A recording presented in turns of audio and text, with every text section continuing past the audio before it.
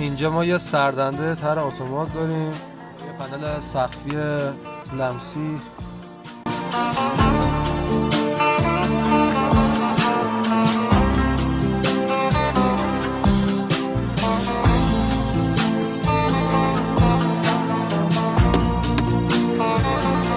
ربط پلزن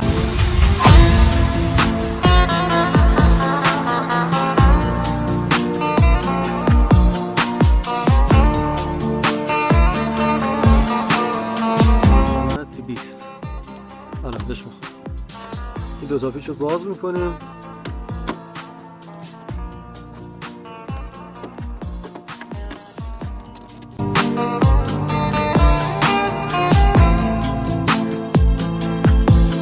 این دوتا پیچ که باز کردیم پنل جدا میشه.